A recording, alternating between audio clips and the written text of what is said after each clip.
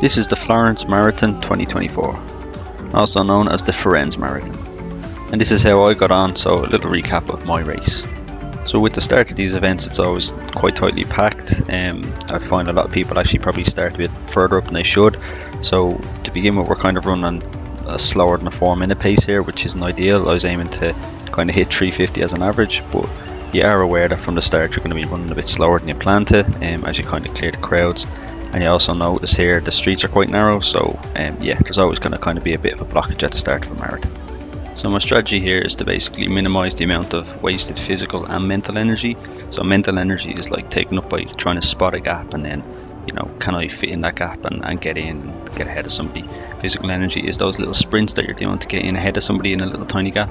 So basically just minimize those and save my energy when I need it later in the race rather than early, where it's not going to make or break my race by getting ahead of someone.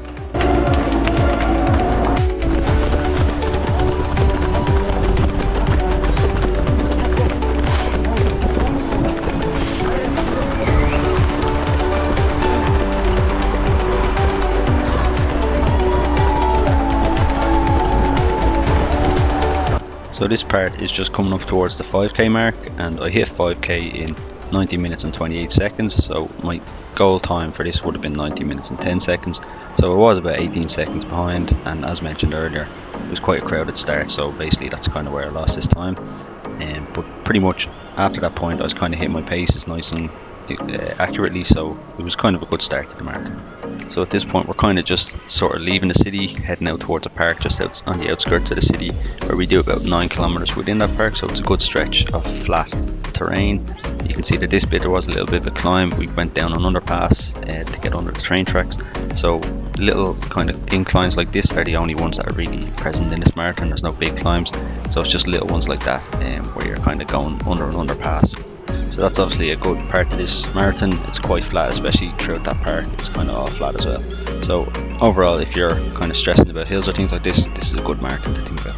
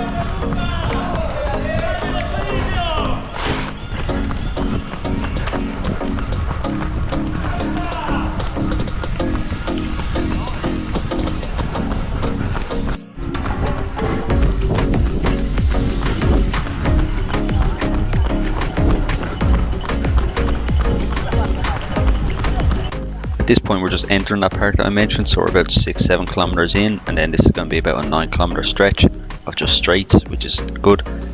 At this point my body was feeling pretty good, no issues so far, which would be normal at this point of a marathon. You wouldn't expect that early to be struggling. I wasn't sure how my body would be feeling, however, because the week before the marathon I got some sort of a chest infection or flu, and I was basically sick the whole week before the marathon, and pretty much up until probably the Thursday or Friday before the marathon I didn't really feel right and couldn't really run. So basically I wasn't sure how the body was going to feel at all during this. Any of the kind of easy runs I've been doing in the week before, I only did 3 short runs, and each of them was a bit of a struggle, and I kind of had coughing fits afterwards, so yeah, I really didn't know how the body was going to feel, but up until this point it was all good.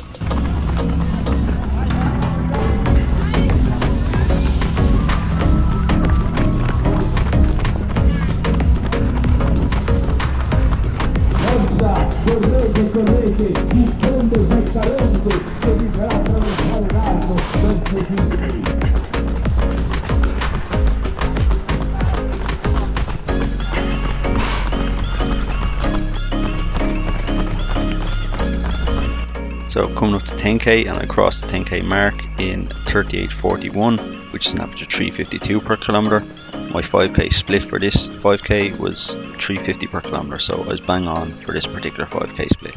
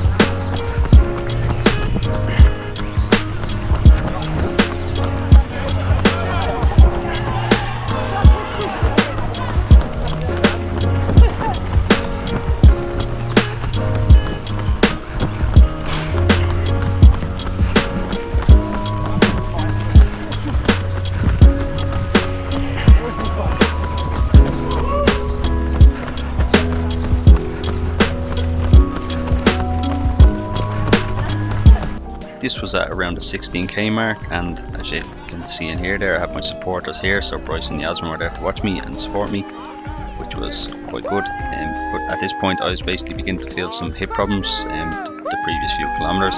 So I've had hip problems going back about 6 or 7 weeks now, and I've been kind of managing it.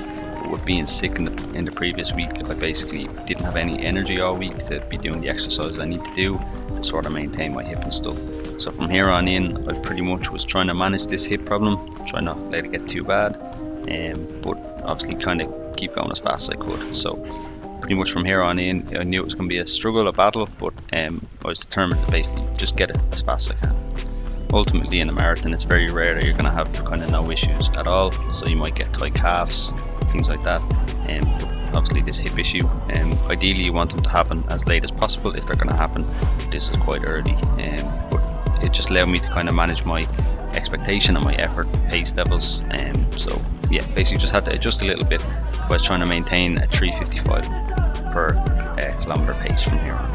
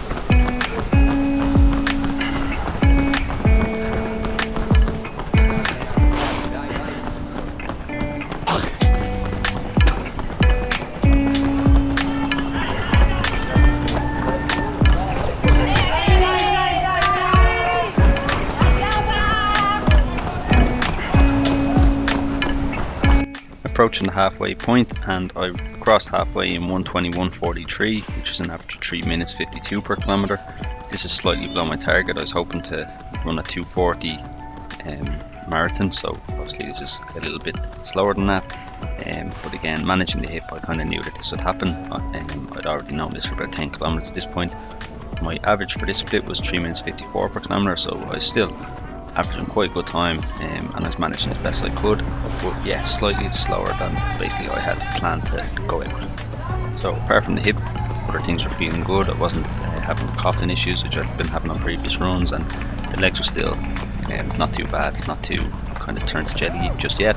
So overall, I was feeling good apart from the hip. But that is bearing in mind the fact that I'd already kind of mentally reduced my pace to manage the hip.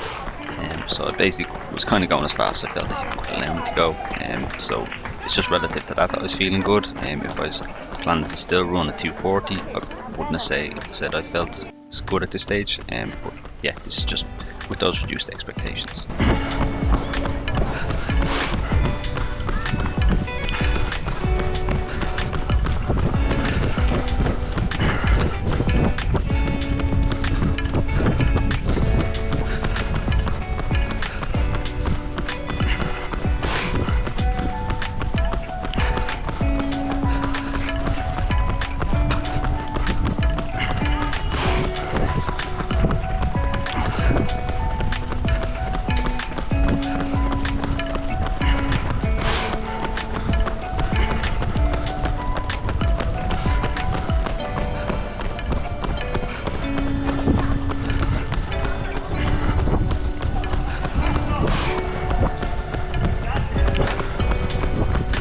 So at this point we're kind of around 32 kilometers into the marathon, and this actually featured a bit of a unique thing. So we just run past the Fiorentina FC stadium, which you can see there, and we're actually running into an athletics track, which I thought was quite a cool little aspect of the marathon. You don't usually get that. So basically do a half lap through this athletics track stadium, which I just thought was a pretty cool feature. And yeah, it's also something that kind of you could keep in your head as a landmark. You know, you get to the stadium and then you've got roughly about 10 kilometers left to go.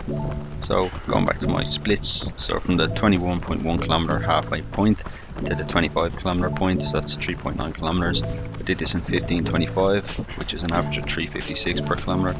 So again, I've reduced my kind of mental target to try to stick as close to 3:55 kilometers as I could. So I mean, that's pretty good timing of it. Obviously slightly slower, but again, I'm managing that hip, so basically I'm doing the best I can. The split then between 25 and 30 kilometers was actually 3:54 per kilometer, so I was still kind of plugging through at this stage, and you know, kind of hitting the targets that I set. But as time went on, the hip was just getting worse and worse, so I kind of was just maintaining this for as long as I could, and then I was just going to deal with whatever happened afterwards. So 10 kilometers to go, and across the 30 kilometer mark in 1:57:07. So you know, I was under 2 hours, which is a good time for 30 kilometers. So I was kind of as happy as I could be, bearing everything in mind.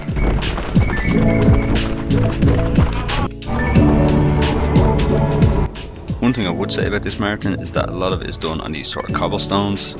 I personally, maybe it's because I'm not used to them, but I felt these were a bit harsher on the legs than just running on roads and stuff that I'm used to. And I also just felt that sometimes there was little potholes in them, so you had to be quite careful of your ankle. So that's just one thing that I kind of would point out about this marathon. It's just one little element that I didn't particularly like, but I suppose it's ran in Italy, and I think this is quite a normal pavement for Italy, so it just is what it is.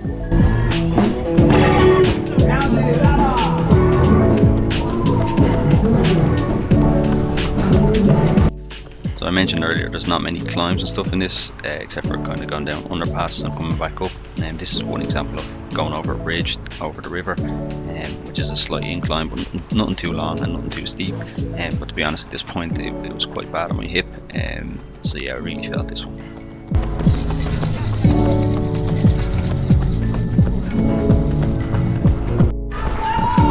At this point we're coming up to 37k, across the 35k mark in 2:17:47, which means that this 5k split took me 20:41, so it's my first one that took me over 20 minutes to cover, so it's an average of 4:08 per kilometer. So you can tell I was really struggling. My quads at this point were quite on fire as well, and the hip was really bad at this stage, so I was just plugging away as fast as I could.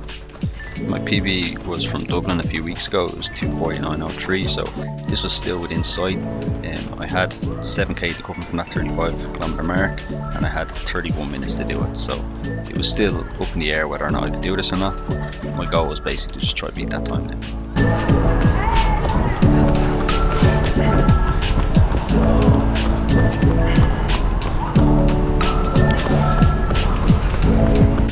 So my split from 35 kilometers to 40 kilometers was 22 minutes. So again, I've really slowed down. At this point, it's 4:25 a kilometer average, and I hit 40 kilometers in 2:39:54.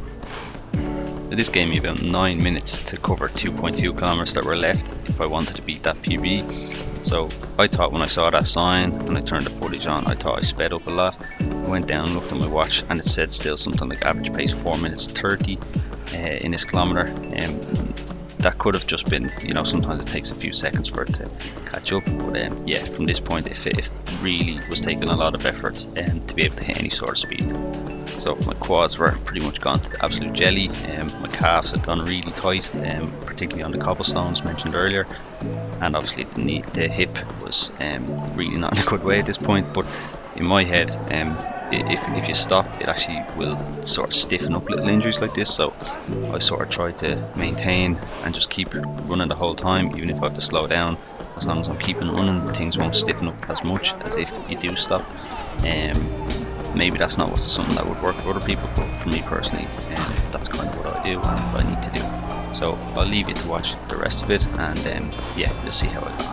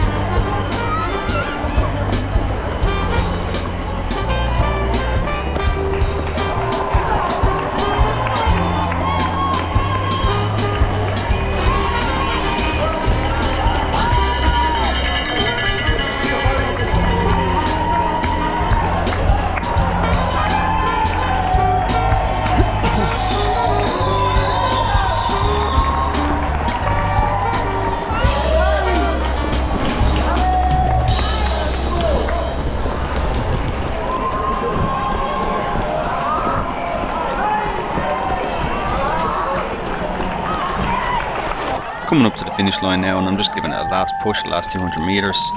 At this point I know I'm not hitting my Dublin PB, so my chip time in this was a 2 hours 49 and 35 seconds, so just 32 seconds slower than Dublin.